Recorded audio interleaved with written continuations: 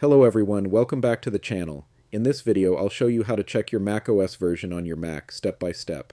Let's get started. There are several ways to check your macOS version. In this video, I'll show you 3 simple methods. First, click on the Apple logo in the top left corner of your screen. From the drop-down menu, select About This Mac. A window will appear showing your macOS version. For example, on this Mac, I'm currently running macOS Tahoe 26.3. This is the quickest and easiest way to check your macOS version. Now let's look at the second method. Click on the Apple logo again and open System Settings. In the sidebar, click on General, then select About. Here you'll see detailed information about your Mac, including the macOS version installed on your device. There's one more way to check. Open System Settings, then click on General. Next, select Software Update.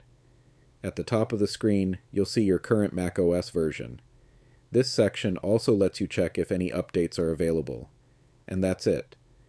These are 3 easy ways to check your macOS version on your Mac. If this video helped you, don't forget to like and subscribe for more simple and easy Mac tutorials. Thanks for watching, and I'll see you in the next one.